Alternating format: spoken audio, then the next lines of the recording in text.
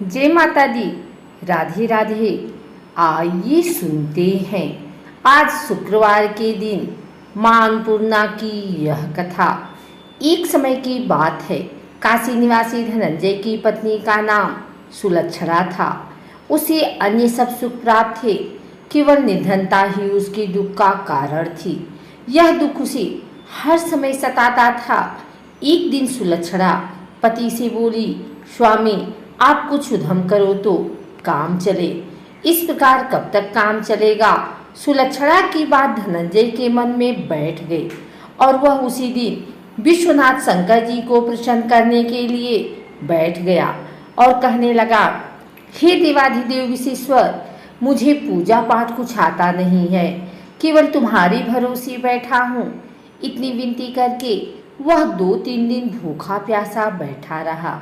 यह देखकर भगवान शंकर ने उसके कान में अन्नपूर्णा अन्नपूर्णा अन्नपूर्णा इस प्रकार 3 बार कहा।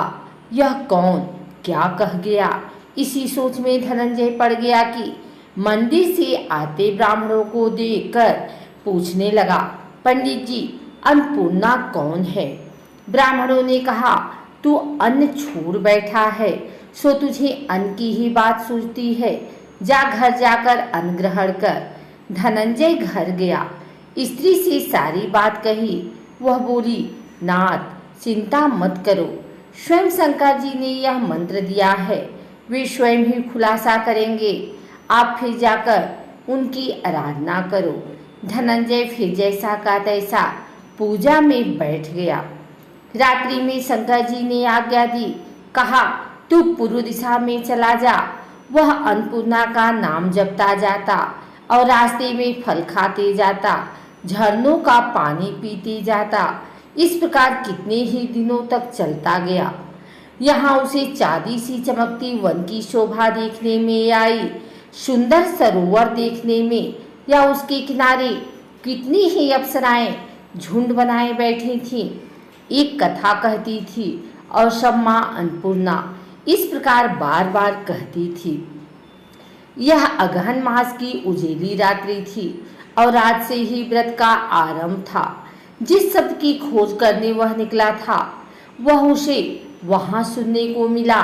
धनंजय ने उनके पास जाकर पूछा, हे देवियों, आप यह क्या कर रही हो? उन सब ने कहा, हम सब माँ अन्नपूर्णा का व्रत कर रहे हैं। व्रत करने से की गई पूजा का क्या होता है? यह किसी ने किया भी है? इसे कब किया जाए? कैसा व्रत है? मैं क्या इस व्रत को कर सकता हूँ? मुझसे भी कहो। वे कहने लगी, इस व्रत को सब कोई कर सकते हैं। 21 दिन तक के लिए 21 गांठ का सूत लेना चाहिए। 21 दिन यदि ना बने तो 1 दिन उपवास करें।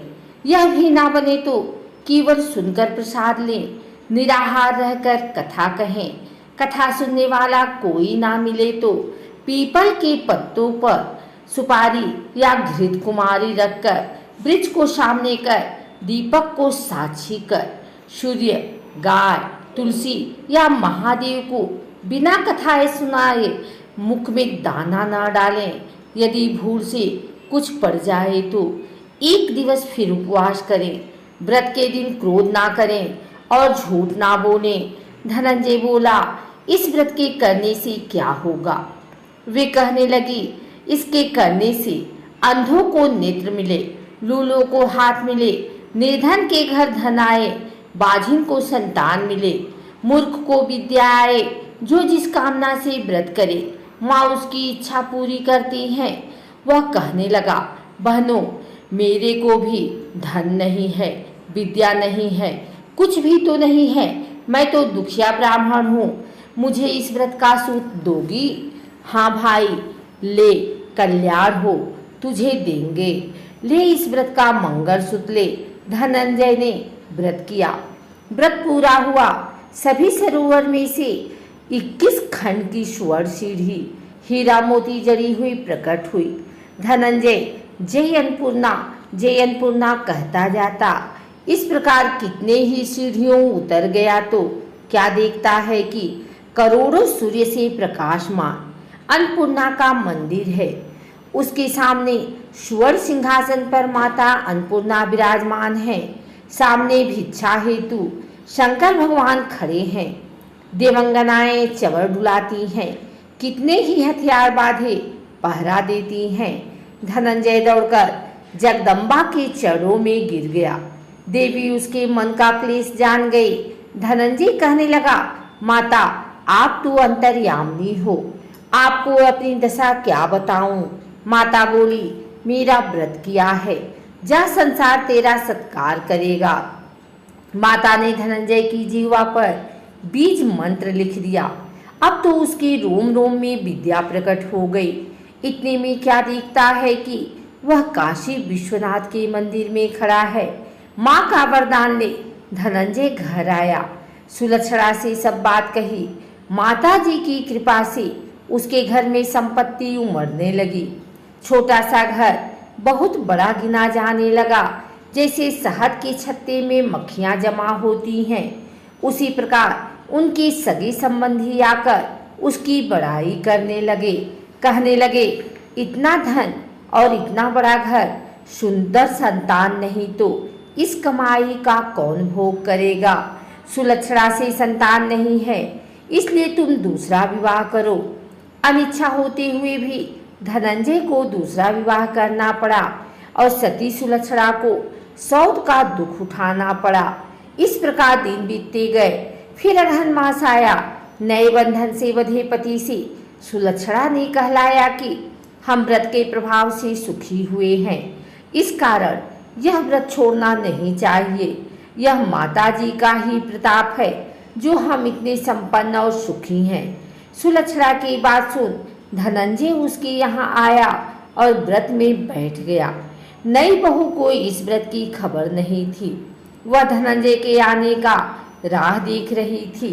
दिन बीतते गए और व्रत पूर्ण होने में 3 दिन बाकी थे कि नई बहू को खबर पड़ी। उसके मन में ईर्ष्या की ज्वाला दहक रही थी। सुलक्षणा के घर आ पहुंची और उसने वहां भगदड़ मचा दी। वह धनंजय को अपने साथ ले गए। नए घर में धनंजय को थोड़ी देर के लिए निद्रा ने याद दबाया। इसी समय नई बहू ने उसके व्रत का सूत तोड़कर आग में फेंक दिया। अब तो माताजी का क्रोध जाग गया। घर में अकस्मात आग लग गई। सब कुछ जलकर खाक हो गया। सुलक्षणा जान गई और पति को फिर अपने घर ले आई। नई बहू रूठकर पिता के घर जा बैठी। पति को परमेश्वर मानने वाली सुलक्षणा बोली, नाथ घबराना नहीं, माताजी की कृपा अलौकिक है। पुत्र को पुत्र हो जाता है पर माता को माता नहीं होती। अब आप श्रद्धा और भक्ति से आराधना शुरू करो, वे जरूर हमारा कल्याण करेंगे। धनंजय फिर माता के पीछे पड़ गया। फिर वही सरोवर सीढ़ी प्रकट हुई, उसमें माँ अन्नपूर्णा कहकर वह उतर गया। वहां माताजी के चरणों में रुदन करने लगा। माता प्रसन्न हो बोली, यह मेरी स्वर्ण की मूर्ति ले, उसकी पूजा करना, तू फिर सुखी हो जाएगा। जा, तुझे मेरा आशीर्वाद है। तेरी स्त्री सुलक्षणा ने श्रद्धा से मेरा व्रत किया है, उसे मैंने पुत्र दिया है। धनंजय ने आंखें खोली तो खुद को काशी विश्वनाथ के मंदिर में खड़ा पाया। वहां से फिर उसी प्रकार घर को आया। इधर सुलक्षणा के दिन चढ़े और महीने पूरे होते ही पुत्र का जन्म हुआ। गांव में आश्चर्य की लहर दौड़ गई। मानता आने लगा। इस प्रकार उसी गांव के निसंतान सेठ के पुत्र होने पर उसने माता अन्नपूर्णा का मंदिर बनवा दिया।